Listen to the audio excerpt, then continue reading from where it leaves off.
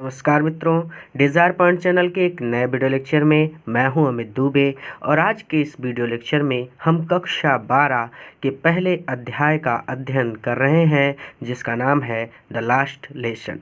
ये दूसरा पार्ट है। पहला पार्ट हमने अध्ययन कर लिया है। अगर आपने नहीं देखा है तो आपको इस वीडियो के डिस्क्रिप्शन में उसका लिंक मिल जाएगा, या फिर आप हमारे चैनल की प्लेलिस्ट में जा कर के वह वीडियो देख सकते हैं। तो चलिए आगे बढ़ते हैं। हमने यहाँ तक अध्ययन कर लिया था। इससे आगे चलने से पहले मैं आपसे एक छोटा सा प्रॉमिस करता हूँ कि जब ये वीडियो लेक्चर ख़त्म होगा तो आपके लिए ये चैप्टर धुआं होने वाला है। यानी हर एक बात को बहुत बारीकी से मैं आपको समझाने वाला हूँ, और आज के बाद आपको इस चैप्टर में कोई भी डाउट नहीं रहेगा। कहते हैं कि पुअर मैन, बेचारे गुरुजी, इट वाज इन ऑनर सम्मान में ऑफ दिस लास्ट लेसन, इस अंतिम अध्याय के सम्मान में, that he had put on, उन्होंने पहने थे, हिज फाइन, उनके सुंदर, संडे, रविवार को पहनने वाले क्लॉथ्स, कपड़े। तो बेचारे गुरुजी ने अपने इस अंतिम अध्याय के सम्मान में अपने सुंदर रविवार को पहनने वाले कपड़े पहने थे। अर्थात जो कपड़े वो रविवार को पहनते थे, उन कपड़ों को उन्होंने आज पहना था। और किस लिए पहना था? क्योंकि ये उनका अंतिम अध्याय था जो वो इस कक्षा में पढ़ाने वाले थे। ठीक है। तो पुअर मैन, बेचारे गुरुजी, इट वाज इन ऑनर, सम्मान में, ऑफ दिस लास्ट लेसन, इस अंतिम अध्याय के। तो इस अंतिम अध्याय के सम्मान में, that he had put on मतलब पहनना, तो उन्होंने पहने थे, हिज फाइन, उनके सुंदर, संडे मतलब रविवार को पहनने वाले, क्लॉथ्स मतलब कपड़े। तो बेचारे गुरुजी, उन्होंने अपने अंतिम अध्याय के सम्मान में अपने सुंदर रविवार को पहनने वाले कपड़े पहने थे। क्लियर है? And now I understood, and now, और अब, आई अंडरस्टूड, मैं समझ गया, और अब मैं समझ गया, वाई, क्यों, द ओल्ड मैन, कि बूढ़े लोग, ऑफ द विलेज, गांव के, वर सिटिंग, बैठे हुए हैं, there, in the back of the room, कमरे के पीछे। और अब मैं समझ गया कि क्यों गांव के बूढ़े लोग पीछे कमरे में बैठे हुए हैं। अर्थात वो गांव के जो लोग हैं वो पीछे की बेंचों पर क्यों बैठे हैं, इसका मतलब अब मुझे समझ में आया है। ठीक है। तो नाउ आई अंडरस्टूड, अब मैं समझ गया, वाई, क्यों, द ओल्ड मैन, बूढ़े लोग, ऑफ विलेज, गाँव के, वर सिटिंग, बैठे हुए हैं, there back in the room, कमरे के पीछे। इट वॉज बिकॉज, ऐसा इसलिए है, इट वाज, ऐसा इसलिए है, बिकॉज, क्योंकि, दे वर सॉरी, वो दुखी हैं। ऐसा इसलिए है क्योंकि वो दुखी हैं। कौन दुखी है? वो गांव के लोग। इट वाज, ऐसा इसलिए है, बिकॉज, क्योंकि, दे वर पुअर, दे वर सॉरी, वो दुखी हैं, टू, मतलब वो बहुत दुखी हैं, दैट की, they had not gone to school more, they had not gone, वो नहीं जा सके, टू स्कूल, विद्यालय, मोर, अधिक। वो इसलिए दुखी हैं क्योंकि वो अधिक स्कूल नहीं गए थे, या अधिक स्कूल नहीं जा सके। मतलब अब जब अध्यापक ही चले जाएंगे तो स्कूल कौन आएगा? बात समझ रहे हैं?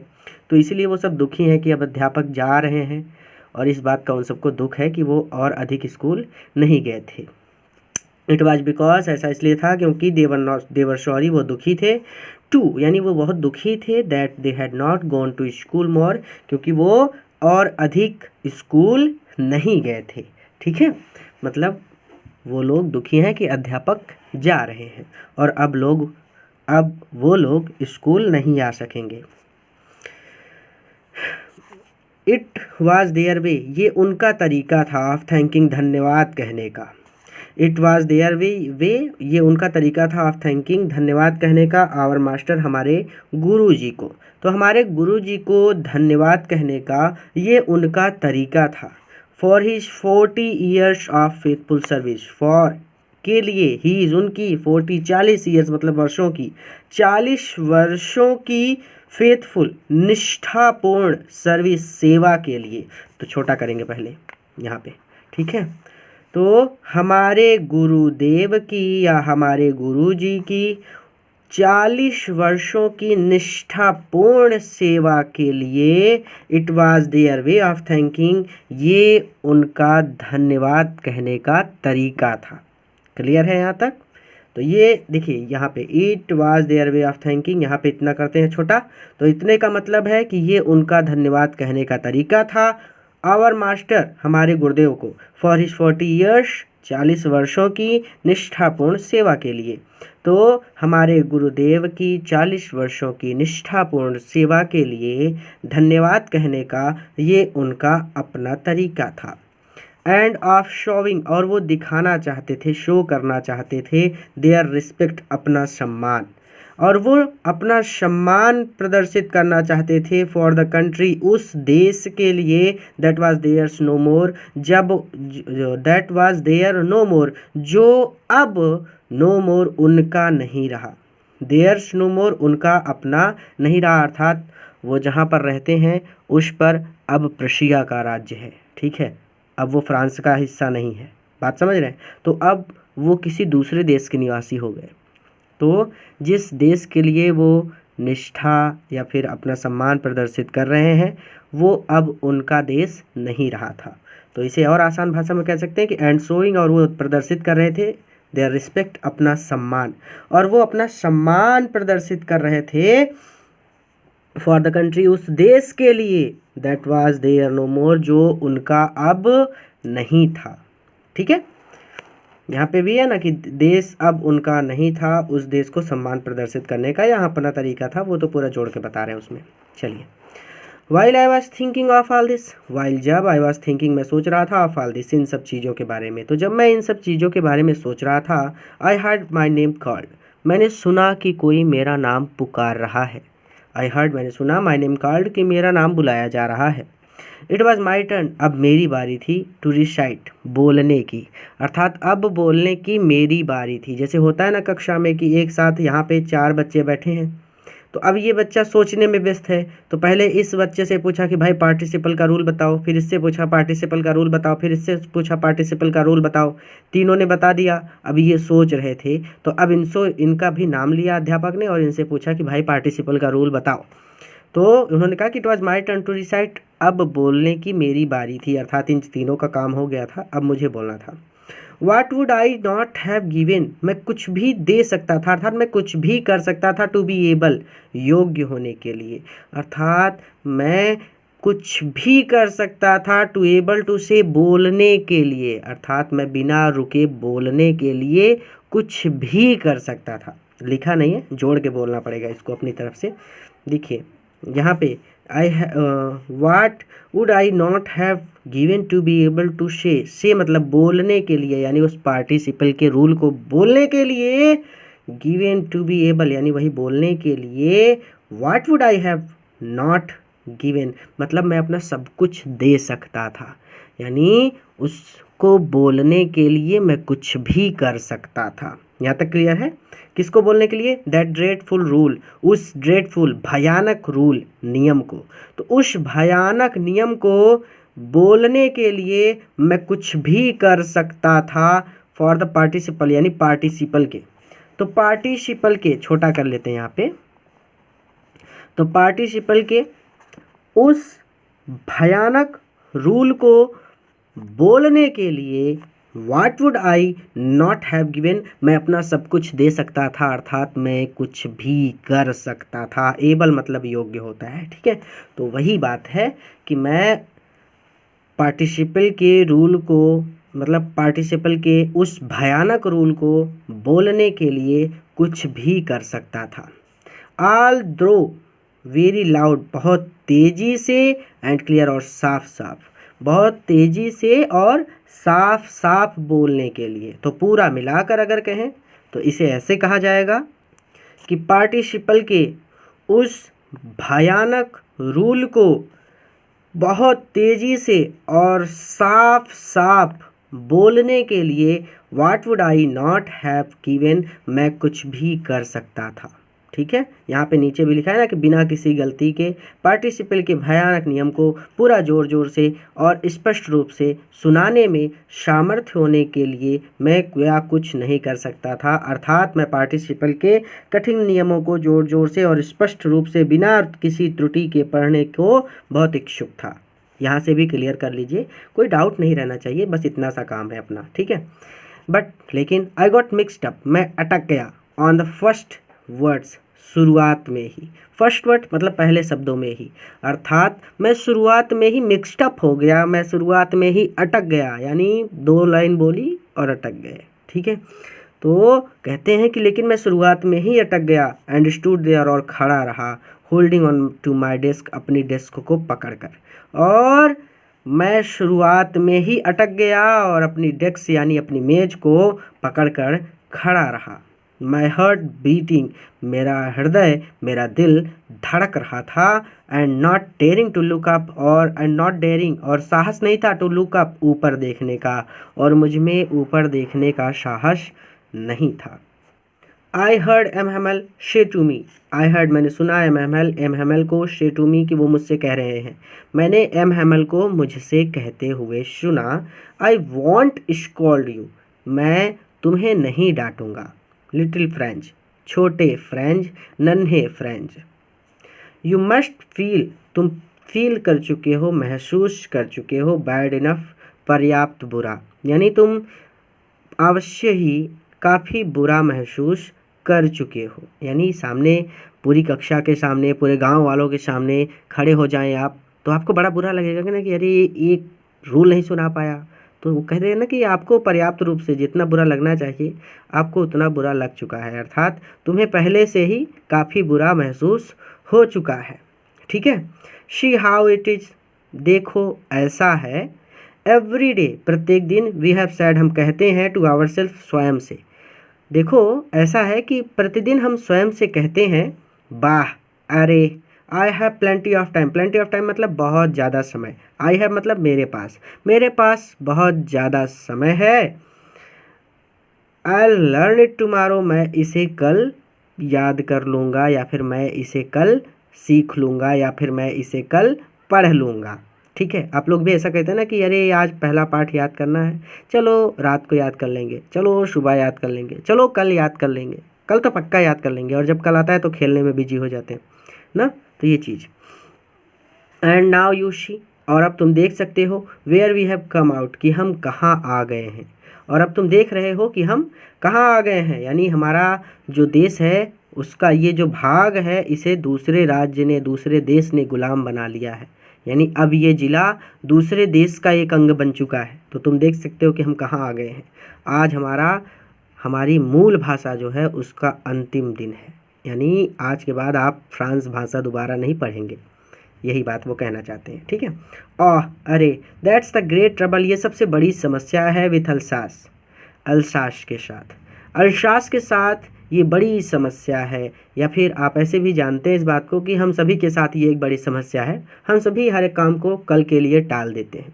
ठीक है, तो वही कह रहे हैं कि दैट्स द ग्रेट ट्रबल, ये बड़ी समस्या है, विथ अल्सास, अल्सास के साथ, यानी अल्सास के साथ या अल्सास के लोगों के साथ ये बड़ी समस्या है। She puts off learning till tomorrow, she puts of, वो टाल देती है, लर्निंग सीखने को, पढ़ने को, याद करने को, लर्न का तीनों मतलब होता है। ठीक है, तो अगर किसी भी तरह से आपके अध्यापक पढ़ाते हैं तो वो सही है। She puts off learning till tomorrow, वो सीखने को कल के लिए टाल देती है। नाउ दोज फेलोज, नाउ अब, दोज फेलोज, वो लोग, आउट देयर, जो बाहर के हैं, अर्थात पर्शिया का शासन हो चुका है इनके ऊपर, तो पर्शिया के लोगों के पास, यानी वो बाहर के लोग हैं। ठीक है, अब हमारे भारत देश में अगर कोई अमेरिका का व्यक्ति आता है तो हम उसको बोलेंगे ना कि ये बाहरी देश का व्यक्ति है। ठीक है, तो वही बात। तो नाउ दोज फेलोज, वो लोग, अब वो लोग, आउट देयर, जो बाहर के हैं, विल हैव राइट, उनके पास अधिकार होगा, टू से टू यू, तुम्हें कहने का, यानी अब बाहर के लोगों के पास तुमसे कहने का अधिकार होगा, यानी जो बाहर के लोग हैं, पर्शिया के लोग हैं, वो जो कहेंगे आपको वो करना होगा। ठीक है, तो पर्शिया भाई ऐसा तो हो नहीं सकता कि इंडिया में हम दूसरी देश की भाषा पढ़ाएं, इंडिया में तो हम हिंदी पढ़ाएंगे ना, तो पर्शिया के लोग अपनी मूल भाषा पढ़ाएंगे, वो लोग फ्रांसीसी लैंग्वेज थोड़ी पढ़ाने देंगे। हाउ इज़ इट, ये ऐसा ही है, हाउ इज़ इट, ऐसा कैसे है। ठीक है, हाउ मतलब कैसे, इज़ है, इट यहाँ कैसे है, यानी ऐसा कैसे है। You pretend to be a Frenchman, you pretend, तुम दिखावा करते हो, तुम ढोंग करते हो, क्या होने का, टू बी फ्रेंच मैन, यानी तुम फ्रांसीसी होने का ढोंग करते हो, एंड इट और फिर भी यू कैन नेदर स्पीक, तुम ना तो बोल सकते हो नॉर राइट ना लिख सकते हो योर ओन लैंग्वेज, अपनी मूल भाषा, और फिर भी तुम अपनी भाषा ना तो लिख सकते हो और ना ही बोल सकते हो। But you are not the worst, लेकिन तुम सबसे बुरे नहीं हो। पुअर बेचारे लिटिल फ्रेंच, तो बेचारे छोटे French, you are not the worst, तुम सबसे बुरे नहीं हो। We have all a great deal, हम सभी के पास बड़े कारण हैं। टू अप्रोच करने के आवर सेल्फ, स्वयं को दोषी ठहराने के लिए। विथ यानी कहने का मतलब है कि हम सब के पास स्वयं को दोष देने के लिए बहुत सारे कारण हैं।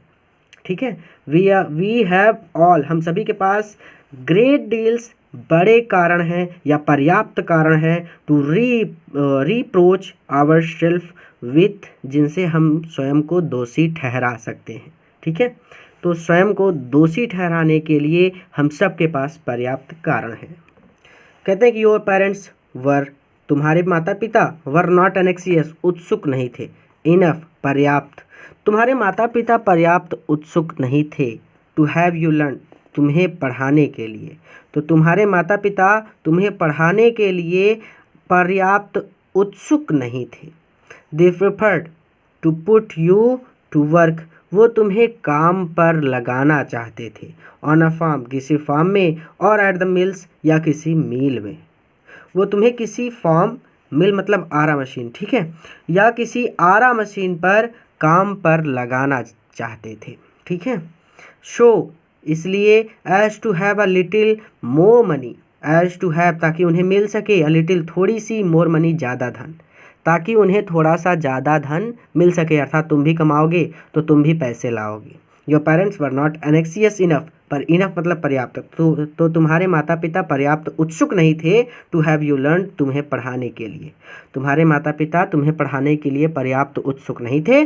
दे prefer to put you to work, वो तुम्हें काम पर लगवाना चाहते थे। ऑन अ फार्म, किसी फार्म में, और एट द मिल्स, या किसी आरा मशीन पर। So as to have a little more money, जिससे वो थोड़ा और धन प्राप्त कर सकें। एंड आई, और मैं, I have been to blame also, मैं भी, I have been to blame, मैं भी ब्लेम करने योग्य हूँ, मैं भी दोषी हूँ। आल्सो, भी, तो मैं भी दोषी हूँ, मैं भी दोषी हूँ। Have I not often send you to water my flowers, have I not often, क्या मैंने कई बार, सेंट यू तुम्हें नहीं भेजा, तो क्या मैंने तुम्हें कई बार नहीं भेजा, टू वाटर पानी देने के लिए, माई फ्लावर्स मेरे फूलों को, तो क्या मैंने तुम्हें मेरे फूलों को पानी देने के लिए कई बार नहीं भेजा। इंस्टीड, बजाय, ऑफ लर्निंग योर लेसन, तुम्हारा पाठ पढ़ाने के बजाय, तुम्हारा पाठ सिखाने के बजाय। ठीक है, तो तुम्हारा पाठ पढ़ाने या फिर तुम्हारा पाठ सिखाने, दोनों तरह से। ठीक है, तो तुम्हारा पाठ सिखाने के बजाय क्या मैंने तुम्हें कई बार अपने फूलों को पानी देने के लिए नहीं भेजा। एंड, और, when I wanted to go fishing, और जब मैं मछली पकड़ने जाना चाहता था। Did I not just give you a holiday, did I not just give you holiday, तो क्या मैंने तुम्हें हॉलीडे गिव दिया, तो did I not just give, क्या मैंने तुम्हें नहीं दे दिया। यू मतलब तुम्हें, अ मतलब एक, हॉलीडे मतलब छुट्टी, तो क्या मैंने तुम्हारी छुट्टी नहीं की, अर्थात मेरा जब मछली पकड़ने जाने का मन होता था तो मैं तुम्हारी छुट्टी कर देता था। ठीक है, यहाँ पे अब नहीं है, अगले पेज पर चलते हैं। देन, तब, from one thing to another, one, from one thing, एक से, टू अनदर, दूसरी, यानी फिर एक के बाद दूसरी बात करते हुए। एमहेमल वेंट ऑन टू टॉक, बात करते रहे, ऑफ फ्रेंच लैंग्वेज, फ्रांसीसी भाषा के बारे में। देन, तब, from one thing to another, एक चीज से दूसरी चीज, यानी एक बात से दूसरी बात करते हुए। M Hamel went on to talk, M Hamel बात करते रहे, ऑफ फ्रेंच लैंग्वेज, फ्रांसीसी भाषा के बारे में। तो देन, फिर से, then, from one thing to another, इसका मतलब है देन मतलब फिर या फिर तब। तो from one thing to another, तो इसका मतलब है एक के बाद दूसरी बात करते हुए। M Hamel went on to talk, M Hamel went on to talk, इसका मतलब है एम हैमल बात करते रहे ऑफ द फ्रेंच लैंग्वेज, इसका मतलब है फ्रांसीसी भाषा के बारे में।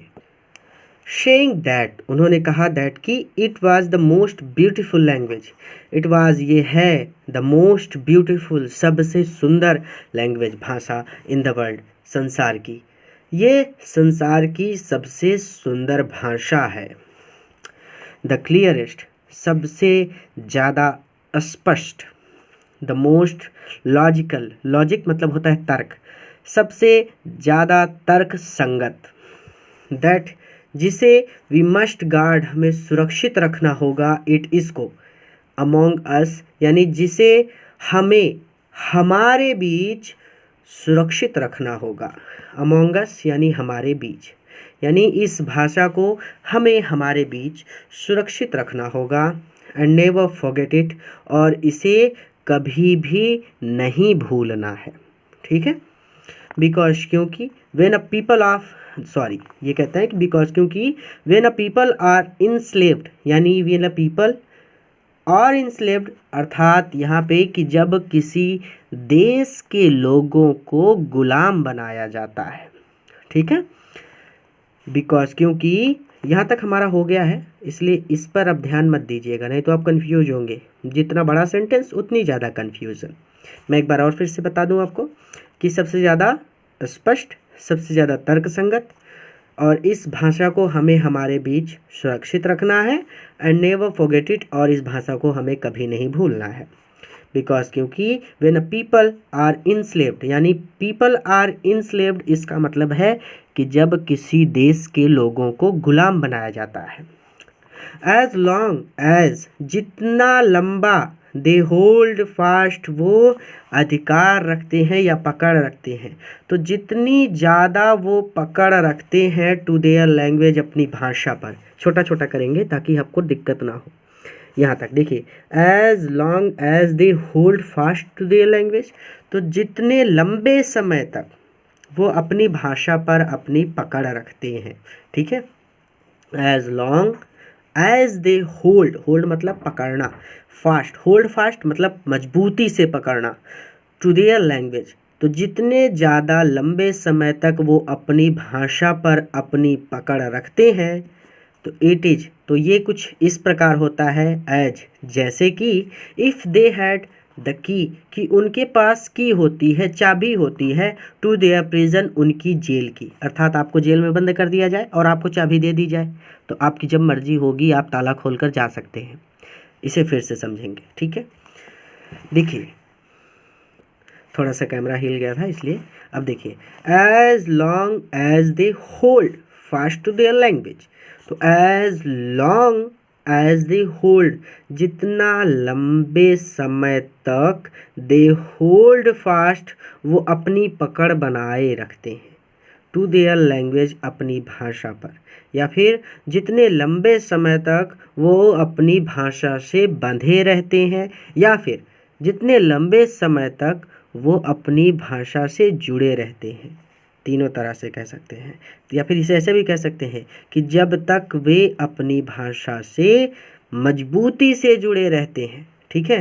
एज लॉन्ग एज यानी जब तक दे, वे लोग, होल्ड फास्ट, जुड़े रहते हैं, टू देयर लैंग्वेज, अपनी भाषा से, तो जब तक वो अपनी भाषा से मजबूती से जुड़े रहते हैं, इट इज़, तो यह इस प्रकार होता है एज, जैसे कि इफ़ दे हैड, उनके पास होती है, द की, चाबी, टू देयर प्रिजन, उनकी जेल की, तो यह कुछ इस प्रकार होता है कि उनके पास उनकी जेल की चाबी होती है।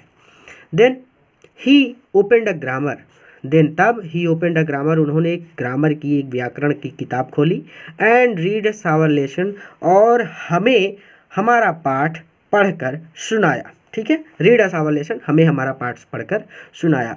फिर उन्होंने व्याकरण की, ग्रामर की, जो कहना चाहे कह सकते हैं, एक किताब खोली और हमारा पाठ हमें पढ़कर सुनाया। आई वॉज अमेज्ड, मैं भौचक्का रह गया, मैं चकित रह गया, मैं हक्का बक्का रह गया। टू सी देखकर, हाउ वेल, मैं कई तरीक़ों से बोलता हूँ क्योंकि कई तरह से आपके अध्यापक पढ़ा सकते हैं, तो हर तरीका सही है, ठीक है। आई वॉज अमेज्ड, मैं भौचक्का रह गया, मैं चकित रह गया, टू सी यह देखकर, हाउ वेल की कितनी अच्छी तरह से, आई अंडरस्टूड इट ये मुझे समझ में आ गया। मैं ये देखकर भौचक्का रह गया कि कितनी आसानी से ये सब मुझे समझ में आ गया। ऑल ही सैड जो कुछ भी उन्होंने कहा, सीम्ड सो ईजी वो बहुत ज़्यादा ईजी था, सो ईजी बहुत ज़्यादा ईजी था, यानी ईजी से भी ज़्यादा ईजी था, यानी जो कुछ भी उन्होंने कहा वो बहुत बहुत बहुत ज़्यादा आसान था। एक लाइन हो गई, ठीक है। आई थिंक मैं सोचता हूँ, टू यानी मुझे लगता है, that he had never listened so carefully, that I है कैमरा में देखने की वजह से हो जाता है, तो दैट आई हैड नेवर कि मैंने कभी नहीं, लिसन्ड सुना था, सो केयरफुली इतना ध्यानपूर्वक, मुझे लगता है कि मैंने कभी भी इतना ध्यान से नहीं सुना था, यानी वो बात इनकी इतनी आसानी से समझ में आ गई, इसलिए वो कहते हैं कि मुझे आज इसलिए समझ में आया क्योंकि मैंने बहुत ध्यान से सुना है और ऐसा मैंने कभी भी नहीं सुना था। तो इसीलिए वो कहते हैं कि आई थिंक मैं सोचता हूँ या मुझे ये लगता है कि that I had never listened so carefully कि मैंने कभी भी इतने ध्यान से नहीं सुना था। एंड दैट और मुझे ये भी लगता है, ही हैड नेवर एक्सप्लेन्ड उन्होंने कभी नहीं समझाया था, एवरीथिंग हर एक चीज़ को, विथ सो मच पेशेंस इतने अधिक धैर्य से, और मुझे ये भी लगता है कि उन्होंने कभी भी इतने धैर्य से इन चीज़ों को नहीं समझाया था।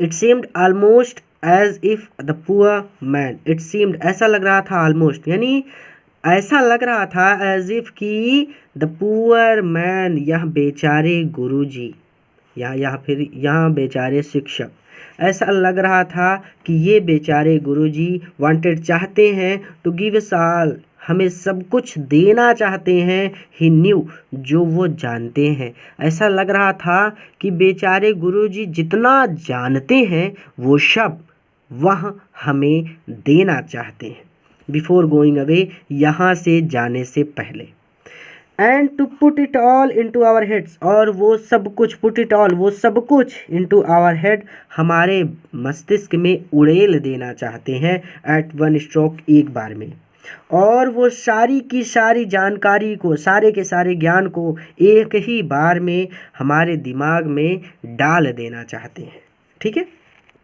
आफ्टर द ग्रामर, ग्रामर के बाद, व्याकरण के बाद, वी हैड अ लेसन हमारा अध्याय शुरू हुआ, इन राइटिंग लेखन का, या फिर हमारा लेखन का पाठ शुरू हुआ यानी लिखने का, ठीक है। तो ग्रामर के बाद हमारा लेखन का पाठ शुरू हुआ। दैट डे उस दिन, एम हैमल के पास थी न्यू कॉपीज़ नई कॉपियाँ फॉर अस हमारे लिए, उस दिन हमारे लिए एम हैमल के पास नई कॉपियाँ थी। Written in a beautiful round hand, देखिए राउंड का मतलब होता है वक्राकार, इस तरह से, जैसा ये वक्र मैंने पहले से ही बना दिया है, ठीक है। तो गोला, ठीक है, तो गोलाकार हैंड हस्तलेख, ठीक है, ब्यूटीफुल सुंदर, तो सुंदर गोलाकार वक्राकार कुछ भी कह सकते हैं, हस्तलेख में लिखा हुआ था, रिटन मतलब लिखा हुआ था, तो सुंदर वक्राकार हस्तलेख में लिखा हुआ था, फ्रांस अल्सास यानी फ्रांस अल्सास यानी ऐसे गोला बना होगा, यहाँ पे लिखा होगा फ्रांस, यहाँ पे अल्सास, फिर यहाँ पे फ्रांस, फिर यहाँ पे अल्सास, ठीक है। आपने काफ़ी सारी बुकों में देखा होगा, जैसे कि एक बुक है, देखिए ये QR कोड है किसी बुक का, तो यहाँ पे ये वक्राकार है, ठीक है, गोलाकार। अब यहाँ पे फ्रांस लिख दें, यहाँ अल्सास लिख दें, यहाँ फ्रांस लिख दें, यहाँ अल्सास लिख दें, तो उसको बोला जाएगा, ठीक है। आगे देखेंगे, looked like little flag, they looked वो लग रहे थे, लाइक लिटिल फ्लैग जैसे छोटे झंडे, फ्लोटिंग लहरा रहे हों, एवरीवेयर हर जगह, इन द स्कूल रूम कमरा, स्कूल के कमरे में, और ऐसा लग रहा था कि वे छोटे झंडे हैं, फ्लोटिंग जो लहरा रहे हैं, एवरीवेयर हर जगह, इन द स्कूल रूम कमरे में, यानी वो सब ऐसी लग रही थी जैसे कि स्कूल के उस कमरे में छोटे छोटे झंडे लहरा रहे हों। ठीक है। हंग, जिन्हें लटकाया गया हो, फ्रॉम अ रॉड, रोड मतलब छड़ से, at the top of our desk, हमारी मेज के ऊपर, जिन्हें छड़ से हमारी मेज के ऊपर लटकाया गया हो। ठीक है। तो they looked like little flags, वो छोटे झंडों की तरह लग रहे थे, फ्लोटिंग एवरीवेयर, जो लहरा रहे थे, everywhere in the room, school के कमरे में। ठीक है, स्कूल की कक्षा में। हंग, जिन्हें लटकाया गया हो, फ्रॉम द रॉड, छड़ से, at the top of our desk, हमारी मेज की टॉप पर, यानी हमारी मेज़ों के ऊपर। तो जिन्हें हमारी मेज़ों के या हमारी डेस्क के ऊपर छड़ से लटकाया गया हो। यू ऑट टू हैव, काश, you had ought to have, काश आप देख पाते, how everyone set to work, कि हर कोई कितना व्यस्त था। काश आप देख पाते कि हर कोई कितना व्यस्त था, अर्थात हर कोई कितना ध्यान से पढ़ रहा था। You ought to have seen, काश आप देख पाते, how everyone set to work, कि हर कोई कितना व्यस्त था, and how quiet it was, और यहाँ पर कितनी ज़्यादा शांति थी। द ओनली साउंड, केवल एक आवाज़, वाज द स्क्रैचिंग, वो स्क्रैच की थी, कि ओनली साउंड, जो एक आवाज़ आ रही थी ना, वाज द स्क्रैचिंग, वो स्क्रैच की थी, रगड़ने की थी, ऑफ द पेन्स, कलम की, और द पेपर, पेपर के ऊपर। तो जो एक आवाज़ आ रही थी वो पेन की पेपर के ऊपर रगड़ने की थी, यानी सिर्फ यही रगड़ आ रही थी समझ में, जैसे आप लिखने लगते हैं तो इस तरह से होने लगता है। ठीक है, और कोई बोल ही नहीं रहा था। वंस सम बीटल्स फ्लू इन, एक बार तो कुछ भंवरे फ्लू इन, उड़कर अंदर आ गए। एक बार तो कुछ भंवरे उड़कर अंदर आ गए, but nobody paid any attention to them, but nobody, लेकिन किसी ने भी पेड एनी अटेंशन, थोड़ा सा भी ध्यान नहीं दिया, टू देम, उन पर, लेकिन किसी ने भी उन पर थोड़ा सा भी ध्यान नहीं दिया। Not even the little ones, not even, यहाँ तक कि द लिटिल्स वंस, जो सबसे छोटे बच्चे थे, उन्होंने भी ध्यान नहीं दिया। हु वर्कड, जो बना रहे थे, या worked right on tracking their fish hook, देखिए, हु वर्कड राइट, जो बना रहे थे, ट्रैकिंग देयर फिश हुक, मछली पकड़ने के कांटों का चित्र, जो कि मछली पकड़ने के कांटे का चित्र बना रहे थे, यानी छोटे बच्चे जो थे वो चित्रकारी कर रहे थे। ठीक है, वो कोई भाषा नहीं पढ़ रहे थे, वो कुछ लिख नहीं रहे थे। अब ऐसा नहीं है कि 2-5 साल के बच्चे को आप डायरेक्ट इंग्लिश स्पीकिंग सिखाने लगे तो वो सीख जाए, बिल्कुल नहीं। ठीक है, तो वही बात है कि वो चित्र बना रहे थे, लेकिन उन्होंने भी उन भंवरों पर ध्यान नहीं दिया। ठीक है, देखिए, एकाएक जब आपको अपनी मूल भाषा के महत्व का पता चलता है तो उस समय सब कुछ छिन्न भिन्न सा हो गया था उनके लिए। तो इस बात को हम ज़्यादा नहीं खींचेंगे, हम अपने लेसन पर ही रहते हैं। ठीक है, नहीं तो हमारा चैप्टर थोड़ा सा लंबा हो जाएगा। फिश हुक्स, वो अपनी मछली पकड़ने के कांटों का चित्र बना रहे थे। एज इफ़, और ऐसा लगा, दैट वाज फ्रेंच टू, कि वो भी एक फ्रेंच भाषा थी, एक फ्रांसीसी भाषा थी, यानी ऐसा लग रहा था कि वो बच्चे भी फ्रांसीसी भाषा ही पढ़ रहे हैं। यानी वो बना तो पेंटिंग रहे थे, लेकिन ऐसा लग रहा था कि वो भी फ्रांसीसी भाषा पढ़ रहे हैं, यानी उन्होंने थोड़ा सा भी ध्यान नहीं दिया। तो एक बार फिर से, नॉट इवन द लिटल्स वंस, यहाँ तक कि सबसे छोटे बच्चों ने भी ध्यान नहीं दिया। Who are trying not tricking their fish hook, जो अपनी मछली पकड़ने के कांटे का चित्र बना रहे थे। एज इफ, ऐसा लग रहा था, दैट वाज फ्रेंच टू, जैसे वो भी कोई फ्रेंच भाषा हो, यानी वो पेंटिंग भी ऐसा लग रहा था कि वो पेंटिंग भी कोई फ्रेंच भाषा है।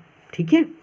ऑन द रूफ, और छत पर, द पिजन्स, कबूतर, कूक्ड वेरी लो, बहुत धीरे धीरे, लो मतलब बहुत धीमी आवाज़ में, कुक्ड, गुटुर गू कर रहे थे। और छत पर कबूतर बहुत धीरे धीरे या फिर बहुत धीमी धीमी आवाज़ में गुटुर गू कर रहे थे। एंड आई थॉट, और मैंने सोचा, टू माई सेल्फ, अपने आप में, और अपने मन में मैंने सोचा, विल दे, यानी क्या वे लोग, make them sing in German, यानी क्या वे लोग इन्हें जर्मन भाषा में गाने के लिए मजबूर करेंगे। यानी अभी ये फ्रांस के कबूतर हैं, लेकिन अब पर्शिया का राज्य हो गया, तो अब पर्शिया वाले क्या इनको जर्मन भाषा में गाने के लिए मजबूर करेंगे, यानी कबूतरों को भी बोलेंगे कि अब जर्मन पढ़ो, क्योंकि इन लोगों का तो अंतिम अध्याय है ये जर्मन भाषा का, यानी इन पर तो रोक लगा दी, तो क्या कबूतरों पर भी रोक लगा देंगे, ऐसा वो सोच रहे हैं। Will they make them sing in German, क्या वो लोग जर्मन भाषा में गाने के लिए कबूतरों को भी मजबूर करेंगे, इवन द पिजन्स, आगे ही लिखा है, यानी कबूतरों को भी, ठीक है। तो क्या वे लोग इनको भी जर्मन भाषा में गाने के लिए मजबूर करेंगे, इवन द पिजन्स, कबूतरों को भी। Whenever I looked up, जब कभी भी मैंने ऊपर देखा, फ्रॉम माई राइटिंग, लिखते अपने लेखन के दौरान, तो लेखन के दौरान जब कभी भी मैंने ऊपर देखा, आयशा एम हैमल, मैंने एम हैमल को देखा, सिटिंग मोशनलेस, बैठे हुए, मोशनलेस मतलब बिना हिले डुले, तो मैंने एम हैमल को बैठे हुए देखा, इन हिज चेयर, उनकी कुर्सी पर। तो whenever I looked up from my writing, जब कभी भी मैंने अपने लेखन के दौरान ऊपर देखा, तो आयशा एम हैमल, मैंने एम हैमल को बैठे हुए देखा उनकी कुर्सी पर। एंड गेजिंग, और वो घूर रहे थे, फर्स्ट एट वन थिंग, पहले एक चीज़ को, देन अनदर, और फिर दूसरी चीज़ को, यानी और वो कभी एक चीज़ को तो कभी दूसरी चीज़ को गेज कर रहे थे, घूर रहे थे। एज इफ ही वांटेड, ऐसा लग रहा था, ही वांटेड कि वो चाहते हैं, टू फिक्स, बिठाना चाहते हैं, इन हिज माइंड, अपने मन में, ऐसा लग रहा था कि वो अपने मन में बिठाना चाहते हैं, जस्ट हाउ एवरीथिंग, की हर चीज़, हाउ लुक्ड, कैसी दिखती है, यानी ऐसा लग रहा था कि वे अपने मन में हर चीज़ को वैसा ही बिठाना चाहते थे, in that little school room, जैसा वो उस छोटे स्कूल के कमरे में दिखती थी, ठीक है। तो ऐसा लग रहा था कि वे अपने मन में उस छोटे स्कूल के कमरे की हर एक चीज़ को ठीक उसी प्रकार बैठाना चाहते थे जैसी कि वो दिख रही थी। लंबा खींच के बोल दिया, एकदम स्पष्ट बोल दिया। As if he wanted to fix, जैसे ऐसा लग रहा था कि वो चाहते हैं, टू फिक्स, बिठाना, इन हिज माइंड, अपने मन में, जस्ट हाउ एवरीथिंग, की हर चीज़, लुक्ड, कैसी दिखती है, in that little school room, उस छोटे स्कूल के कमरे में। ऐसा लग रहा था कि वो उस छोटे स्कूल के कमरे की हर चीज़ को ठीक उसी प्रकार अपने मन में बिठाना चाहते थे जैसी वो दिखती है। फैंसी, जरा सोचो, 40 ईयर्स, 40 सालों तक, ही हैड बीन देयर, वो वहाँ पर रहे, इन दैट सेम प्लेस, उसी स्थान पर। जरा सोचो, 40 वर्ष से वो इसी स्थान पर थे, with his garden outside, with his garden, उनका जो गार्डन था, आउटसाइड, वो विंडो, देखिए इमेज में देख सकते हैं कि वो बैठे हुए हैं और खिड़की के बाहर उनका गार्डन है। तो वही बात यहाँ पे कह रहे हैं कि विद हीज गार्डन, उनका जो गार्डन था, उनका बगीचा था, आउटसाइड द विंडो, वो खिड़की के बाहर था, खिड़की के बाहर उनका बगीचा था। And his class in front of him, और उनकी जो कक्षा थी, इन फ्रंट ऑफ हिम, उनके सामने थी, और उनके सामने उनकी कक्षा थी, जस्ट लाइक दैट, बिल्कुल ऐसे ही। ओनली द डेस्क, केवल डेस्क एंड बेंच, और डेस्क और bench had been worn smooth, थोड़ी चिकनी हो गई थी, यानी केवल डेस्क यानी मेज, बेंच, कुर्सियाँ, केवल मेज और कुर्सियाँ थोड़ी सी चिकनी हो गई थी। मतलब कहने का मतलब है कि लगातार आप किसी स्थान पर लकड़ी की किसी चीज़ पर बैठने लगते हैं तो वो घिस घिस कर चिकनी हो जाती है, ठीक है। तो वही बात कह रहे हैं कि आप चाहे तो जोड़ सकते हैं कि केवल डेस्क और बेंच घिस घिस कर चिकनी हो गई थी। द वॉलनट ट्रीज, और जो अखरोट के पेड़ थे, इन द गार्डन, बगीचे में, वर टालर, वो थोड़े से बड़े हो गए थे। अखरोट के पेड़ जो बगीचे में थे वो थोड़े से बड़े हो गए थे। And the hope wine, hope wine एक प्रकार की बेल होती है, that he had planted himself, जिसे उन्होंने खुद लगाया था। एंड द होप वाइन, और वो होप वाइन यानी एक प्रकार की बेल, that he had planted himself, जिसे उन्होंने खुद प्लांट किया था, खुद लगाया था। ट्वेंड अबाउट द विंडो, वो खिड़की से होती हुई, टू द रूफ, छत तक पहुंच गई है, यानी खिड़की से लिपटते हुए छत तक पहुंच गई थी, ठीक है। How it must have broken his heart, his heart, उनका दिल, ब्रोकन, टूटा होगा, मस्ट हैव, हाउ यानी किस प्रकार, उनका दिल किस प्रकार टूट गया होगा, टू लीव, छोड़कर जाने में, इट ऑल, इन सब को, इन सभी चीज़ों को छोड़कर जाने में उनका दिल किस प्रकार टूट गया होगा। पुअर मैन, बेचारे गुरुजी, बेचारे शिक्षक। टू हियर सुनकर, ही सिस्टर अपनी बहन को, मूविंग चलते हुए, about in the room above ऊपर के रूम में, ऊपर के कमरे में।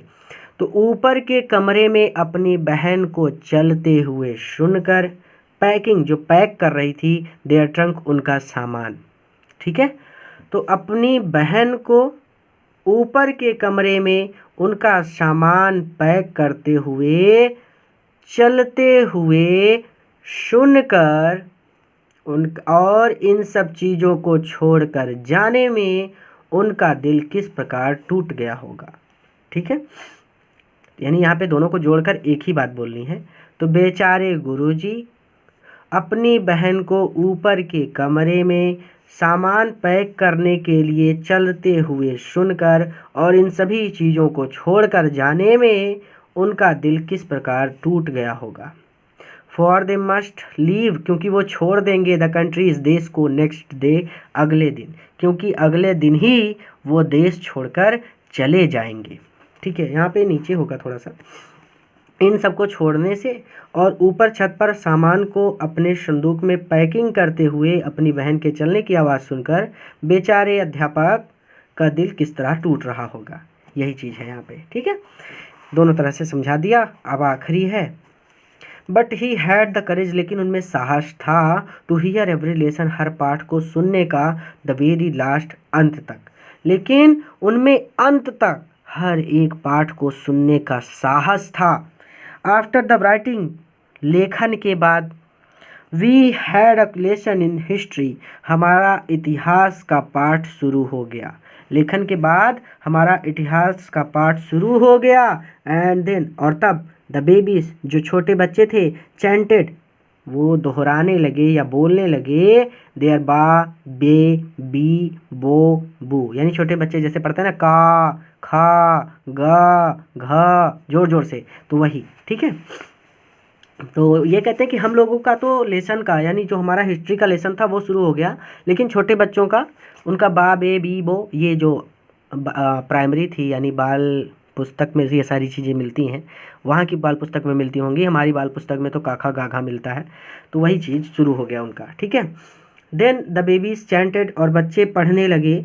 चैंट एक तरह से कह सकते हैं जोर जोर से पढ़ने लगे, क्योंकि जो बच्चे होते हैं वो एक साथ मिलकर शोर मचाते हुए पढ़ते हैं। तो and then the babies chanted, और फिर बच्चे जोर जोर से पढ़ने लगे, देयर बा, बे, बी, बो, बू। तो बा, बे, बी, बी, बू, इसका हिंदी बा, बे, बी, बी, बू होगा। ठीक है, तो छोटे बच्चे जोर जोर से चिल्लाकर अपना बा, बे, बी, बो, बू पढ़ने लगे। Down there at the back, पीछे की सीट पर, ऑफ द रूम, स्कूल की, कक्षा की पीछे की सीट पर, ओल्ड हाउसर, वो जो बूढ़ा व्यक्ति था, had put on his speckles, उसने अपने चश्मे पुट ऑन कर लिए थे, पहन लिए थे। Down there at the back, पीछे, ऑफ द रूम, कक्षा के पीछे, ओल्ड हाउसर, जो बूढ़ा था, उसने अपने चश्मे पहन लिए थे। एंड, और, होल्डिंग हिज प्राइमर, उसने अपनी बाल पुस्तक होल्ड करी थी, इन बोथ हैंड्स, अपने दोनों हाथों में, अर्थात उसने अपनी बाल पुस्तक को अपने दोनों हाथों से पकड़ रखा था। स्पिल्ड, और वो भी पढ़ रहा था, द लेटर्स, उन शब्दों को, विद देम, उन बच्चों के साथ, और वहाँ भी उन बेबीज़ के साथ, उन बच्चों के साथ उन इस लेटर्स को, शब्दों, अक्षरों को पढ़ रहा था। ठीक है, लेटर मतलब अक्षर, तो कौन से अक्षर पढ़ रहा था, बा, बे, बी, बो, बू। ठीक है, तो आप ऐसे कर सकते हैं कि कमरे के पीछे यानी कमरे के पीछे या फिर कक्षा के पीछे जो बूढ़ा बैठा था, उसने अपना चश्मा पहन लिया था और उसने अपनी पुस्तक को अपने दोनों हाथों से पकड़ लिया था, यानी बाल पुस्तक को, और उसने अपनी बाल पुस्तक को दोनों हाथों से पकड़ लिया था।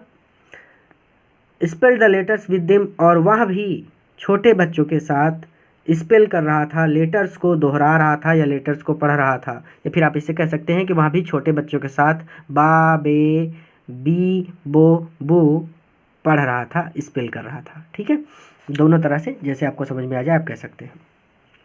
यू कुड सी, काश आप देख सकते, दैट कि ही टू वाज क्राइंग, वो रो रहा था। काश कि आप देख सकते कि वह भी रो रहा था, यानी बूढ़ा भी रो रहा था। हिज वॉइस ट्रेम्बल्ड, उसकी आवाज़ कांप रही थी। विथ इमोशन, भावुकता से, भावुकता से या भावना से उसकी आवाज़ कांप रही थी। And it was so funny, और ये बहुत हास्यप्रद था टू हियर हिम, उसे सुनना, और उसे सुनना बहुत ज़्यादा हास्यप्रद था। That we all wanted to laugh, यानी दैट वी आल, कि हम सभी वांटेड टू लाफ, हंसना चाहते थे, एंड क्राई, और रोना चाहते थे।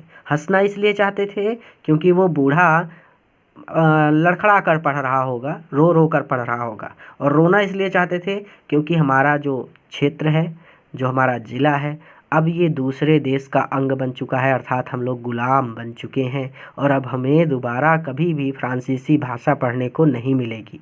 ठीक है। ओह अरे, how well I remember it, यह मुझे कितनी अच्छी तरह से याद है। दैट लास्ट लेसन, वो अंतिम अध्याय, अरे मुझे वो अंतिम अध्याय कितनी अच्छी तरह से याद है। अर्थात अचानक इनको पता चला इनकी मूल भाषा, इनकी मातृभाषा का महत्व, और इसलिए इनको वो आखिरी अध्याय बहुत अच्छी तरह से याद था। ठीक है। तो किसी चीज़ की कीमत तब पता चलती है जब वो आपसे खो जाती है। ठीक है। जब तक कोई चीज़ अपने पास होती है ना, उसकी वैल्यू पता नहीं होती। माता पिता रोज़ अपने पास हैं, ठीक है, बस कोई दिक्कत नहीं है, मम्मी पापा तो हैं, सब देख लेंगे। मम्मी पापा मामा के यहाँ चले जाएं, आपको अकेला छोड़ दें, मम्मी पापा की वैल्यू पता चल जाएगी आपको। तो वही चीज़, ठीक है, बचपन में कितना रोते थे, तो वही चीज़, जब तक कोई चीज़ पास है तो उसकी इंसान वैल्यू नहीं करता, उसकी इंसान कद्र नहीं करता, और जब वो खो जाती है तब उसकी वैल्यू पता चलती है और इंसान माथा फोड़ कर रोता रहता है। तो चलिए, ऐसी गलती आप मत कीजिएगा कभी लाइफ में, जो मिले उसे अपना बनाते चलिए। ऑल एट वंस, अचानक, द चर्च क्लॉक स्ट्रक 12, अचानक चर्च क्लॉक, चर्च की घड़ी ने स्ट्रक 12, 12 बजा दिए। अचानक चर्च की घड़ी ने 12 बजा दिए, अर्थात अचानक चर्च की घड़ी में 12 बज गए। देन द एल्गुलस, और फिर एल्गुलस नामक घंटी बजी। एल्गुलस एक प्रार्थना की घंटी है वहाँ के लिए, ठीक है। तो एल्गुलस नामक प्रार्थना की घंटी बजी, या फिर आप कह सकते हैं कि एल्गुलस की घंटी बजी, ठीक है। जैसे कि आपके स्कूल में जब छुट्टी होती है तो वो घंटी बजाते हैं कि भैया छुट्टी हो गई, जाइए अपने अपने घर। एट द सेम टाइम, और ठीक उसी समय, सेम मोमेंट, ठीक उसी क्षण, द ट्रम्प्स, बिगुल सुनाई दिए, ऑफ द पर्शियन, पर्शिया के सैनिकों के, और उसी समय पर्शिया के सैनिकों के बिगुल या तुरहियां सुनाई पड़ी। ठीक है। एट द सेम मोमेंट, ठीक उसी क्षण, द ट्रम्प्स मतलब तुरहियां, बिगुल वो बजाते हुए चलते हैं, ऑफ पर्शियंस, पर्शिया के सैनिकों की तुरहियां सुनाई पड़ी। रिटर्निंग फ्रॉम ड्रिल, जो ड्रिल से वापस लौट रहे थे, जो ड्रिल से वापस लौट रहे थे, यानी लौट कर आ रहे थे।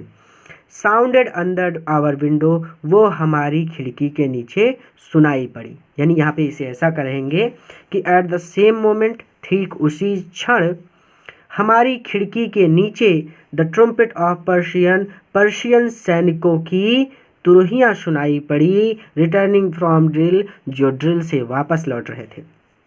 एमहैमेल स्टूड अप, एमहैमेल खड़े हो गए। वेरी पेल, वो पीले पड़ गए थे। इन हिज चेयर, यानी M Hamel stood up in his chair, M Hamel अपनी कुर्सी से खड़े हो गए। वेरी पेल, वो पीले पड़ चुके थे। I never saw him look so tall, मैंने कभी भी उन्हें इतना टॉल नहीं देखा था, उन्हें इतना आत्मविश्वासी नहीं देखा था। माई फ्रेंड्स, मेरे मित्रों, आई ही सैड ही, उन्होंने कहा, मेरे मित्रों, आई मैं। But something choked him up, but something, लेकिन किसी चीज़ ने चोक्ड हिम, उन्हें रोक दिया, यानी वो इतने ज़्यादा उदास थे कि वो बोल भी नहीं पा रहे थे। माय फ्रेंड्स, मेरे दोस्तों, सैड ही, उन्होंने कहा, मैं, बट समथिंग चोक्ड हिम, लेकिन किसी चीज़ ने उन्हें रोक दिया। He could not go on, वो और ज़्यादा नहीं बोल सके। Then he turn to the blackboard, फिर वो ब्लैक बोर्ड की ओर मुड़े। टूक अ पीस ऑफ चाक, चाक का एक टुकड़ा उठाया। एंड और bearing on with all his might, और अपनी पूरी ताकत से, अपनी पूरी शक्ति से, ही wrote, उन्होंने लिखा, as large as he could, जितना बड़ा वो लिख सकते थे। और फिर अपनी पूरी ताकत से वो जितने बड़े अक्षरों में लिख सकते थे उन्होंने लिखा। वाइव ला फ्रांस, फ्रांस जिंदाबाद। Then he stood up, then he stopped, और फिर वो रुक गए, and leaned his head against the wall, और दीवार की तरफ अपने सिर को लीन कर लिया, झुका लिया। फिर वो रुक गए और अपना सिर दीवार के सहारे पर झुका दिया। ठीक है, देन ही स्टॉप्ड, और वो रुक गए, एंड लीन हीज हेड, और अपने सर को झुका दिया, अगेंस्ट द वॉल, दीवार के सहारे। वो रुक गए और उन्होंने अपने सर को दीवार के सहारे झुका दिया, एंड और विदाउट अ वर्ड, बिना एक शब्द बोले, ही मेड अ गीजर, उन्होंने इशारा किया, टू अस, हमारी ओर, विथ हिज हैंड, अपने हाथ से, स्कूल इज डिसमिस्ड, स्कूल समाप्त हुआ, यू मे गो, आप सब जा सकते हैं। यानी स्कूल की छुट्टी हो गई है और आप सब जा सकते हैं। फिर से समझ लीजिए इसको। देन ही स्टॉप्ड, फिर वो रुक गए, and leaned his head against the wall, और अपने सिर को दीवार के सहारे झुका लिया, एंड और विदाउट अ वर्ड, बिना एक शब्द बोले, he made a gesture to us with hand, और एक भी शब्द बोले बिना उन्होंने हम सब की ओर हाथ से इशारा किया, स्कूल इज डिसमिस्ड, स्कूल की छुट्टी हो गई है, यू मे गो, आप सब जा सकते हैं। इसी के साथ हमारा पाठ पूरा हुआ। अपने मित्रों के साथ भी ज़रूर शेयर कीजिएगा ताकि वह भी इसका लाभ ले सकें, और अगर नए हैं तो अभी चैनल को सब्सक्राइब कर लीजिए, क्योंकि आपको पूरा का पूरा ग्रामर का पूरा बुक का सारा कोर्स आपको यहाँ पर मिलेगा। और हाँ, आपको मज़ेदार तरीके से मैं तैयारी कराने वाला हूँ।